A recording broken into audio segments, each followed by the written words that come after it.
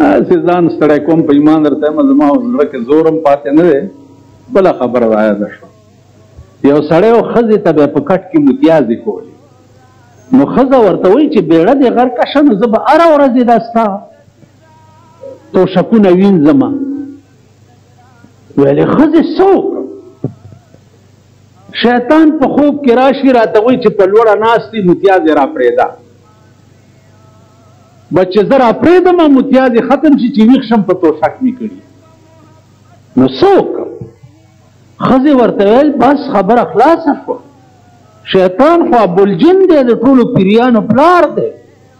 لوی دولتمند سړی دی مونږ خو د غریبۍ د وجې تباه شو بېګا لکه راغی ورته وایه چې خدا که ټکې متیازې وکړم چې څو پورې دې سره کړي د شپې چې په خوب کې ورته شیطان راغی چې هلکه په کټ کې په لوړه ناست دی او راپرېږده متیازې دی ویل خدای راستي که ټکې وکړم ویل ولې ویل ما له سراک غریب یم ویل راځه بس یو کور ته یې بوتلی دی او په دیوال یې اړولی دی ورته ویل دا د خزانه پرته ده څادر پرې راډک بس پخوا خو به دا نغدې روپۍ وي بس څادر کې دومره پنډوکې را تړلی دی اوس چې په دیوال راخیږي د کور مالک پرې راویښ شو چې راویښ شو چې هله غل دی اوس دی شیطان ته وایي څه وکړم ویل لاس راکړه شیطان چې وله لاس ورکړو بیا ترې لاس خطا شو چې بیا وله شیطان لاس ورکړو لاندې نه د کور والاو د خپو نه ونیو چې غل مې ټینګ کړو شیطان ورته ویل هلکه په بل څه نه خلاصېږي شیطان پاس راښکو او کور والا لاندې راښکو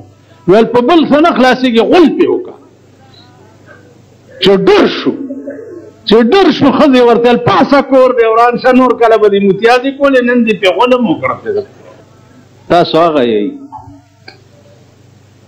ما په خبره پوه شو دغسې څه شی په خوب کې وګورئ نو سهار له چې دی د جبرائیل علیه السلام په تمه یئ چې بېګا مې خوب لیدلی دی چې دا جبرائیل به کله راځي دې وجې نه عزیزانو لږ سوچ وکړه ټرای پرې وکړه بزرګ ته وایي چې ما ته داسې شی وښایه چې زه د دریاب د پاسه ګرځم هغه ویل بچیا دا خو اسانه خبره ورشه دریاب ته ورشه او چې غاړې ته ورورسې نو غږ مه کوه او مه د بل چا نوم اله خو چې ور ټوپ کې دریاب ته نو زما نامه واله بس اوبو د پاسه به ګرځي به دی ورغلی دی د پیر حکم و چې ورغلی دی چې غاړې ته ورسېدلی ور ټوپ کړي چې ټوپ کړي دي چې اوبو نیولی دی څه وخت کې د پیر نامه تېره شو یا الله یا الله یا الله یا الله خو چې یا الله یې کړي دي اوبو ورته ځمکه شوې ده او دی د اوبو د پاسه ګرځي ښه ګرځېدلی دی پیر صاحب ته بیا راغی څنګه چلو شو هلکه وی جي یو غلطي رانه وشوه وی څه وی تا راته وی چې په دریاب کې ټوپ کې نو زما نامه واله او زه چې اوبو ګیر کړم نو ته رانه هیر شوې او الله ته مې چغې کړې وی چې الله ته دې چغې کړې دغه وخت کې ستا په زړه کې بل څوک و ویل نه ویل زه دې پړه کې ومه ویل نه ویل ښځه دې پړه کې وه ویل نه ویل بچي دې پړه کې وو ویل نه وروڼه دې پړه کې وو ویل نه څوک دې پړه کې وو بغیر د الله نه مې دغه وخت کې بله بروسه نه وه چې ما به بل څوک بچ کړي نو به راته تخت شو زه پې وګرځېدم ویل بچي او بو د پاسه همغه څوک ګرځېدی شي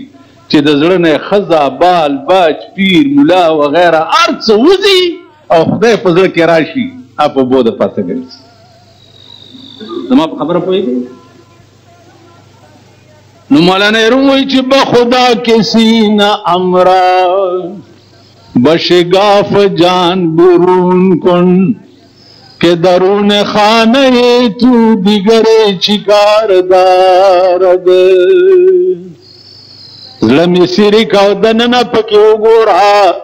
ای الله زما زړه خو ستا کور دی نو ستا په کور کې د بل چا څه کار دی چې راشي اوس هر کله چې ته عاشق شوې او الله معشوق شو نو ستا دا راز به چاته پته نه لګي تاسو خیال راغلی قدرت هر څه کوي هر څه باندې قادر دی دغه انسان چې روانې په لاره تللی چې دنیا دب ټوله په سر ټینګه کړې ده او دغه انسان دی چې دک زکام درته ولګي داسې چل دی کړي ډاکټر ته راشي زمونږ خو دوانې دکان دی زه خو ستاسو حال ګورم که نه او وړاندې تللي یم ګورم بیا وروسته تللي زمین یو ته مې هغه ورځ ویل مالکه ته خو دبنګې بدماش یې داسې څنګه بوډي څنګه راته ووایي ورته څنګه د خدای بنیاد باته بیا دې ځان ته فکر او چې څه به دې خدای ته ګورې او بیا پاکستانی قوم خو هېڅ ګورئ چې په لاره روان دي ښکته ګورئ هر وخت کې د بې غیرتۍ څادر په ساړه چوبې هر وخت په 50 کاله کې یو کشمیر تاوانه دی په 50 کاله ای د چا بې غیرت تاسو دا تقریرونه څنګه کوئ تاسو دا خبر کړئ یو کشمیر د هغه هندونه دې وانه غوښتی چې تا به ویل چې سل پاپړ دی یو لور هندو خو پاپړ دی چې خاپ ورکړې بس اصل پاپړ دی یو لور یو کشمیر دې وانه غوښتی ټیټ ګورئ دا کوم سړی چې دغه شي دی فلاني ځای ملک ته تللی وم د کشمیر په حالاتو مې هم خبرې وکړې کشمیر په حالاتو هم خبرې وکړې د ده ته ګورم ابای مې لیونی شوه په تورجمې باټینګڼه غواړي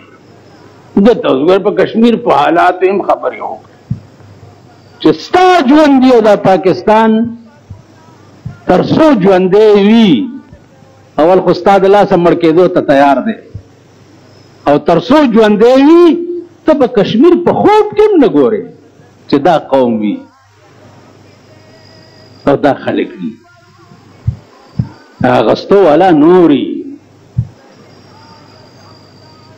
اغستو والا چې وي یا د کابل غوندې ځواناني چې روس غوندې طاقت چې امریکا به تیارېده نن یې درته ټوکړي ټوکړي کړی دی که نه دی کړی اب بله خبره ده چې اوس د ملا د لاس هغه هم تباه کېږي لګیا دی خدای دې فضل وکړي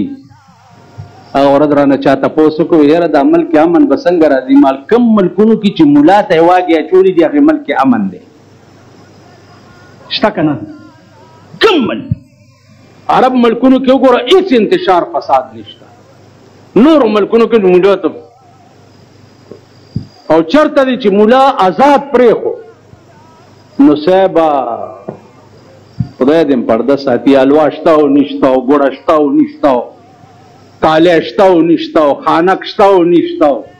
د مړي مسله شته او نشته او کفن شته او نشته اوس ته راشه مانه پوښتنه وکړه چې پلار مې مړ دی ملا زه څنګه چلو کړم 40 ګزه کفن راوړه یو صابون چکای یو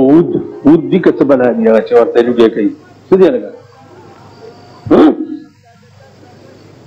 ود راوړه پلانې راوړه اوس که نه راوړې زه دې شرموم دا نشي ویلی چې ملا صاحب غریب یم پلار مې مړ دی 40 ګزه کفن به زما نیکه راوړي اوس په دې ورځو څه کوې په دې 40 ګزه کفن یو به په د پاسه پردی یو به د وچولو پردی یو به د لاندې کولو پردی یو به د پلاني پردی یو مسله د پلاني جومات یو د پلاني جومات یو د پلاني جومات یو د پلاني جومات دا مسلې به یو باندې به زه ودرېږم جنازه به کوم ښه که ستا خپل لاندې مسله نه یو په داسې ځمکه ودرېږي نو جنازه نه کېږي نو څه خدای رانیولي یې او که خیر یې څه به مونږ نه خلاصېږئ کپنې پکې چا راوستي کپن خو وي در سره خو راوړه ټوټه دي به تې تاو راتاو کړه که نه ابوبکر صدیق چې وفات کېده نو لور ورته ناسته وه بیبي عایشه نو لورې دا شعر وی چې من لا یزال دمعه مقنعا من لا یزال دمعه مقنعا فإنه في مرة مدفوق اے پلارا د جناب محمد رسول الله په وفات باندې ما پسترګو کې ټولي اوخې بند کړې وي چې کله حضور وفات شو نو پلار مې ژوندی دی اوس بستا په مرګ باندې زما په مخ باندې د اوښو سیلابونه روان شي پلار ورته وایي بچیه واوره ته خو بیا هم ژوندی چا سره به کښېنې وخت به دې تېر شي خبره زما کوه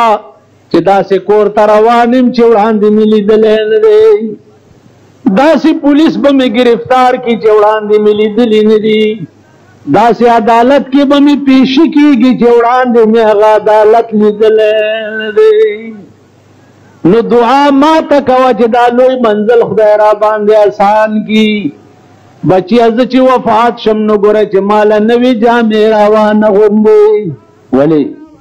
نوې جامې خو ژوندي اغوندي د زینت دپاره ستا پلار چې مړ شي د زینت سره یې څه کار دی دا خپل لنګ او خپل کفن کمیس زماس کفن کا دا خپل صادر میں کفن کا بس او د پیغمبر په خوا کې اجازت غواړه که اجازت شو خو د هغه په خوا کې مې خښ کا او که اجازت نه شو عام مقبرې جنت البقیع ته مې یوسئ دا کفن دی دا خپلې جامې دار سړي کفن دی د سړه څلوېښت ګزه کفن پکې کم ځای نه راغی عود پکې کم ځای نه راغی دا لاسې کې د جنازې کټ نه وي کټ دغه غوندې بیا په دې کټ خپو ورته د ګلونو دغه ټومبلي عاشق کا جنازہ ہے ذرا دور سے نکلے عاشق جنازہ روانه خبر نه چې روان کم طرف ته دی خو عرش ورته پیسه کې معززانو نن ملک د خدای د عظیم قهر په لپیټ کې دی د عظیم قهر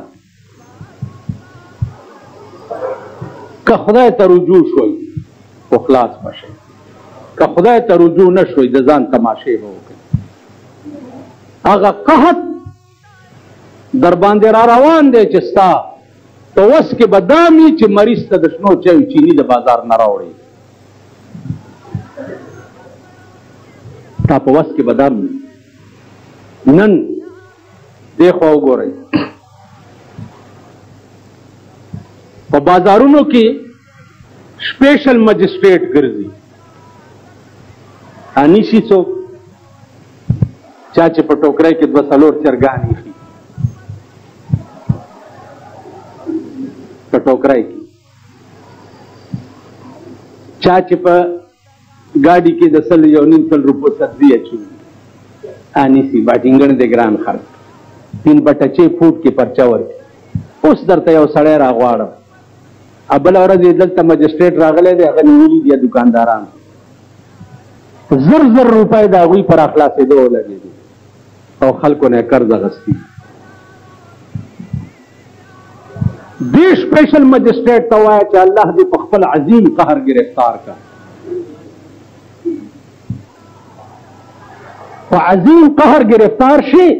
3/6 فوټ کې پرچه په بېنظیرې ولې نه ورکوي چې چیني یې ګرانه کړه 3/6 فوټ کې پرچه په بېنظیرې ولې نه ورکوي چې پټرول یې ګران خرڅوي په قوم باندې 3/6 فوټ کې پرچه په بېنظیرې ولې نه ورکوي چې وړه یې ګران کړه د دوانو سبزي چې 4 دانه خرڅه کړه ګرانه خرڅه کړه په هغې باندې 3/6 فوټ کې پرچه ورکوي تاڼې ته ټلیفون وشي جی جی سره باټینګړی چې ډېر ګران خرڅ کړي که نه هېڅ ته په ښځه وشرمېږي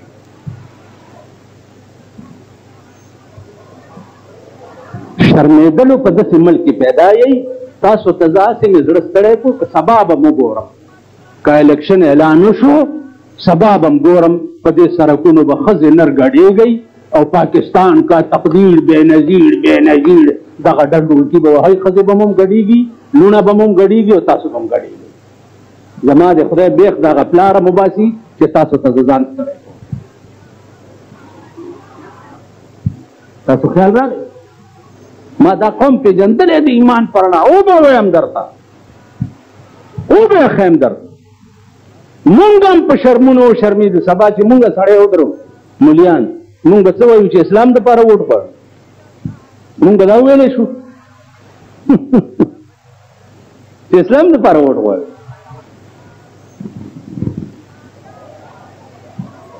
یو خبره مې تاسو ته کړې وه که یو ملا ته یو مومند راغی ملا صاحب وږی یم هغه ورته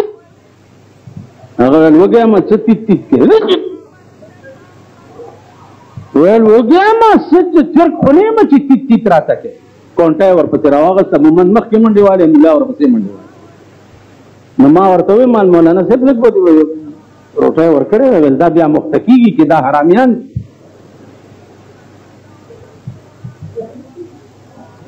ته پوه شوې مونږ هم اتیت والا یو خفه نه شئ عزیزانو خپل حشر به وګورئ انجام به وګورئ د هندوستان چینی راغلی ده د هندوستان په حیات آباد کې کارخانو کې د هندوستان چینی راغلی ده هغه هم 1000 روپو نه پاس بوره یې کړه دوی دا پته ولګوئ چې دا چینی په هندوستان کې هم په 1000 روپۍ بوره یې ده اوس اعلان وکړو چې هغه سړي له به دا چینی ورکوئ چې کوم سړی انکم ټیکس ورکوي چې څوک حکومت له ټیکس نه ورکوي دا د هندوستان چینی مه ورکوي د هندوانو په غولو چې د کومو ګنو تربیت شوی او هغه ګنو نه چینی جوړه کړې ده هغه هم در باندې قات شوه چې انکم ټیکس نه ورکوي دا چینی به هم درته نه میلوي د دې وجې نه دې څیزونو ته عزیزانو سوچ پکار دی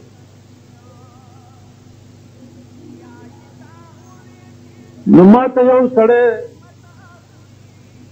بله ورځ راغو چې جي مونږ خو خپل استاد نه پوښتنه کړې ده هغه وایي چې دا چېرته کتابونو کې نشته نو ما ورته وی چې خبره دا ده چې یو مولانا صاحب راغلی او د پنجاب نه دلته پېښور کې تقریر کولو جلسه نو هغه وی چې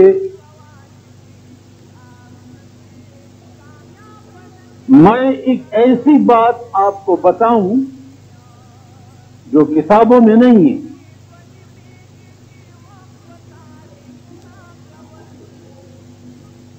लेकिन बगैर उसके आप न इंसान बन सकते हैं और न अल्लाह ताला का कुर्ब हासिल कर सकते हैं वो क्या है वो आपका दिली लगाव है उस दिली लगाव और दर्द से देखा ना तो किताबों की नहीं लेकिन चचा दिली लगाओ और दर्द दिल न हो अगर तो कुर्ब ना हासिल उस दिली लगाओ और कुर्ब से दे दा चीजानो द चगो शे न दे द शोर शे न दे مونږ په داسې بدقسمت عمل کې پیدا یو چې هر شی په چغو په شور نه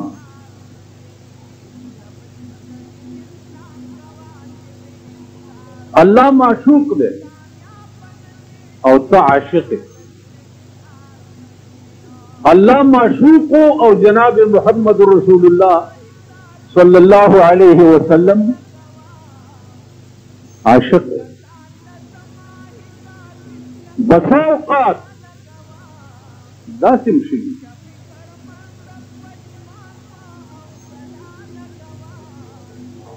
چې د هر پیغمبر یو خاص نامه وه د رسول الله صلی الله علیه وسلم په ټولو نومونو کې یو نوم چې دی هغه حبیبم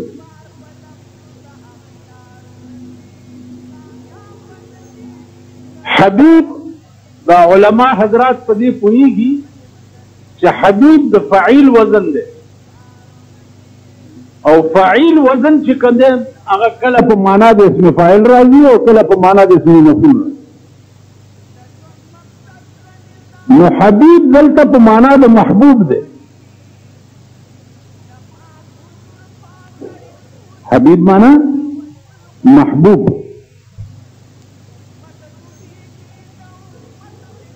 نو الله پاک عاشق او رسول الله صلی الله علیه وسلم څه شی دی؟ معشوق دی. کله ځکه شي تاسو خیال ده اوس د عاشق او د معشوق په منځ کې چې کوم راز وي او کوم درد وي په زړه کې هغه داسې شی دی چې هغه کرامن کاتبین ملائکو ته هم پته نه. مولانا وایي چې میان عاشق و معشوق رنگ میان عاشق و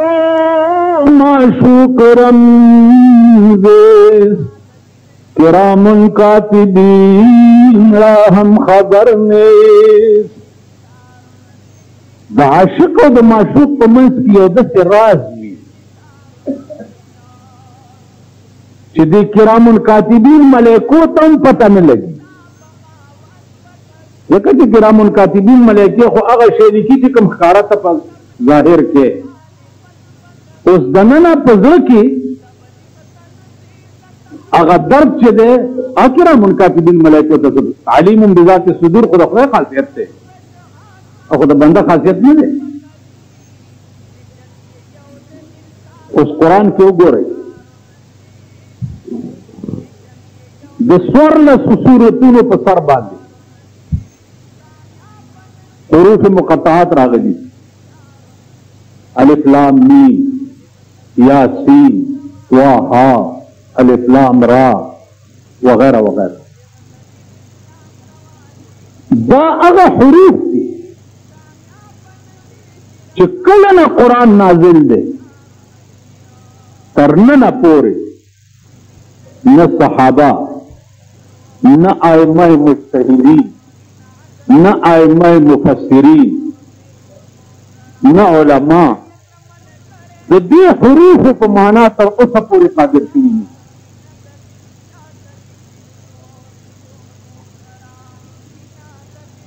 چا پکې خیالونه ډېر غلولي دي لیکن کما حقوق دې مراد چې دی هغه څه شی دی؟ دا یو خصوصي رازو دا الله او د جناب محمد رسول الله په منځ بل چاته پته نشي.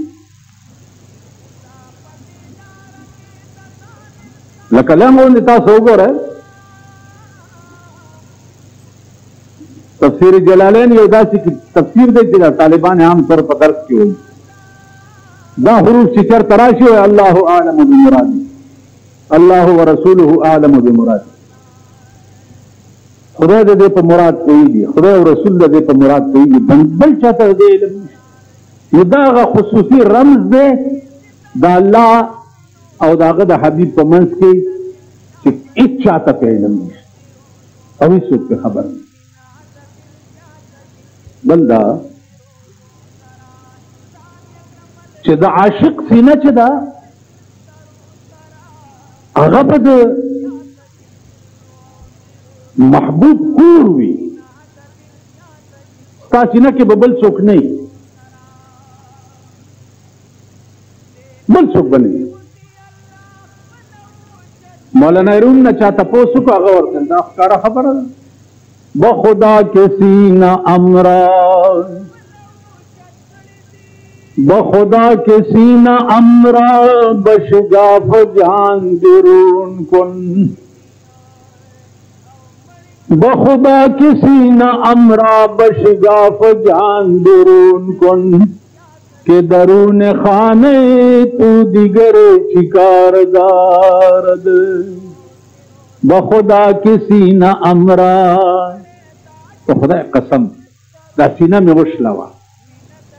او زړه مې را بهر کا بیا مې زړه سیرې کا او دننه پکې وګوره که درون خانه تو دیگر چی کاردار ده زما زړه خو ستا کور دی نو ستا کور کې د بل چا څه کار دی ستا زړه کې به د بل چا کور نه ستا زړه کې به د خدای کور وي بس یو بزرګ ته یو سړی راغی وی جی ما ته داسې وظیفه وښایه چې زه په دریاب کې اوبو د پاسه ګرځم داسې یو وظیفه راته هغه ورته ویل دا خو اسانه خبره هسې وایم تاسو هم دا بزرګان پیران میران ډېر منئ را منئ کله داسې تجربه هم پې کوئ که نه خبره پوه شوئ چې ورشئ ولا نو تجربه هم پې کوئ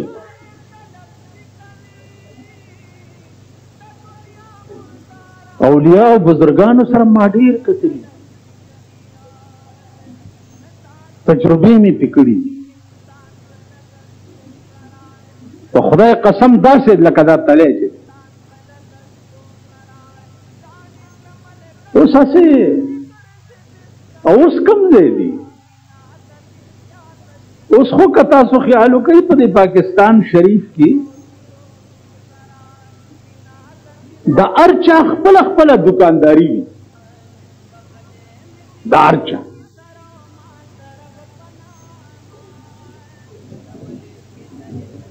لیډرانو صاحبانو څوک आवाज وکړي راپاسي چرونو